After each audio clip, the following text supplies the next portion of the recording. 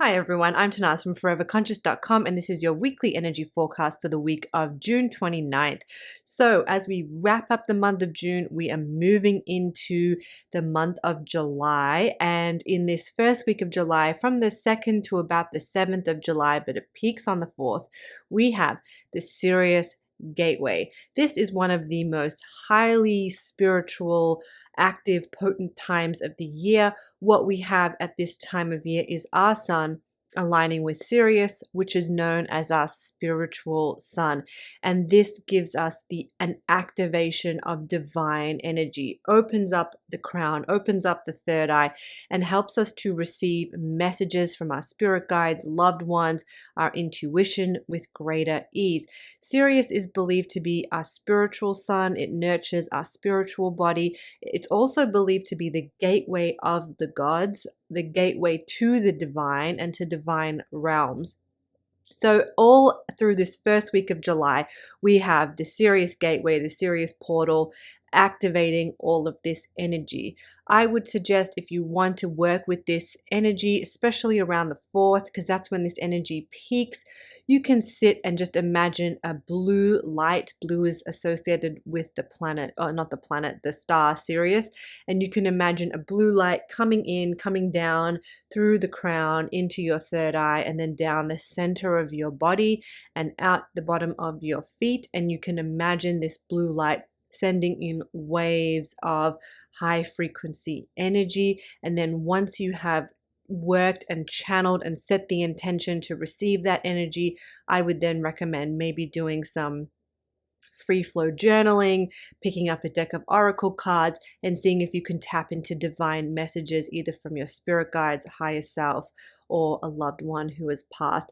Actually, if you want, you can grab my deck, the Cosmic Astrology Oracle, and give yourself a card reading after you've done that kind of channeling and meditation, and see what messages come up. But to be fair, you don't really need my deck. You can do it by yourself because you are an intuitive, incredible being and you can trust the wisdom that comes up.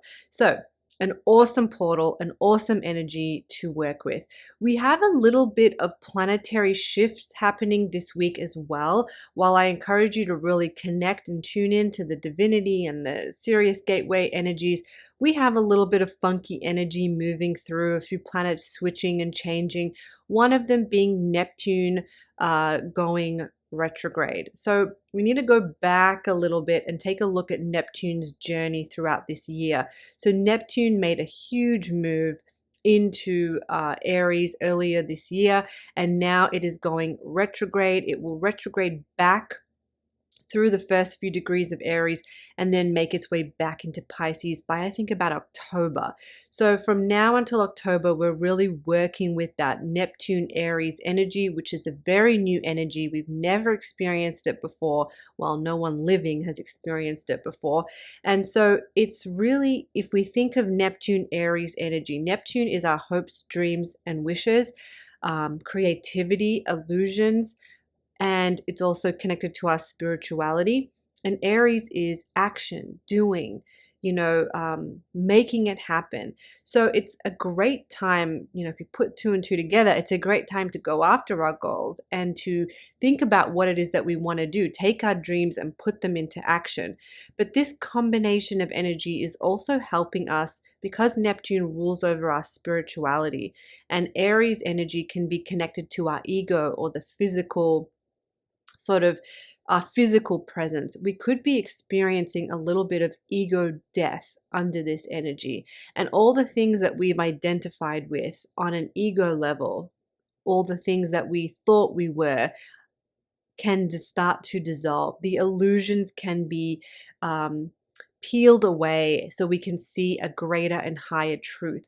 So as Neptune moves retrograde, we're going to get a little bit more of that energy, a little bit more of that peeling away at that ego layer to sort of see what's underneath. And usually when we've peeled away a little bit of our ego, the layer underneath is very tender and we can get a little defensive. We can get a little bit guarded, we can feel a little tense when that mask or that shield of ego is pulled away. It can feel quite confronting and uncomfortable.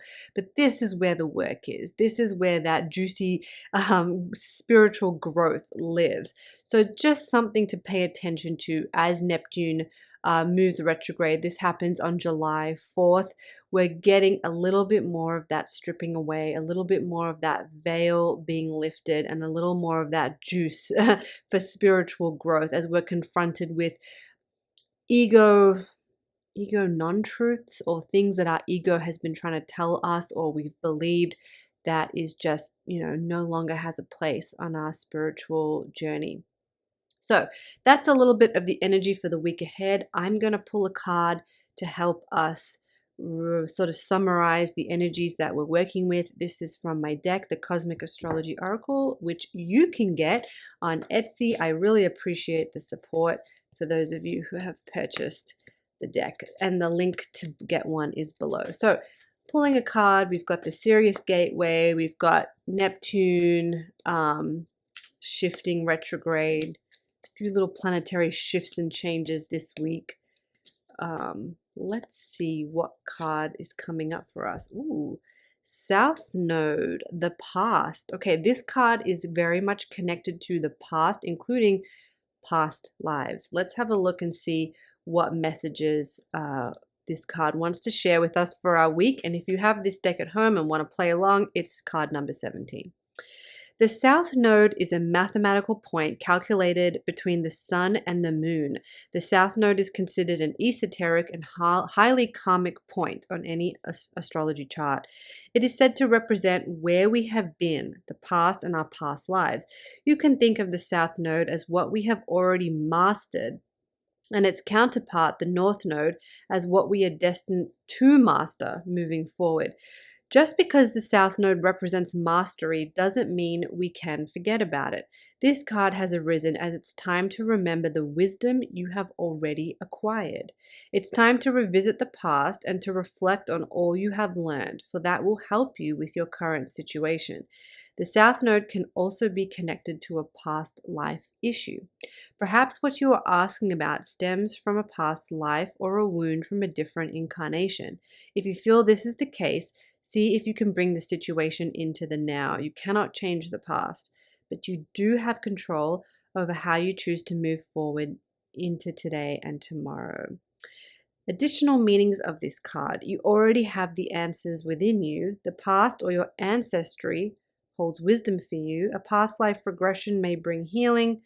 Trust yourself, you know what to do. Don't repeat past mistakes. Honor your ancestors. Don't let your past hold you back. Heal past wounds. Don't be afraid to revisit the past to bring about a resolution.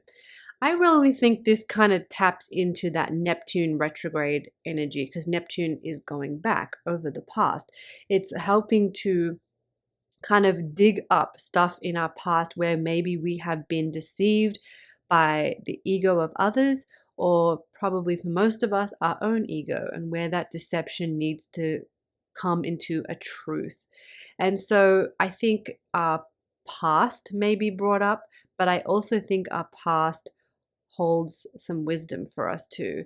And maybe it's not so much about digging up the past to revisit old wounds, but it's about looking at the past to honor how far we have come, to honor the lessons, to honor the wisdom that we have now because of it, and how we don't want to repeat and fall back into patterns that are ones we've already lived. We don't need to do that again. I think that's where this card is really asking us to focus as we move through this week with the Neptune retrograde and into that Sirius energy. All right, I hope you found that helpful. I am Tanaaz from foreverconscious.com. Thank you so much.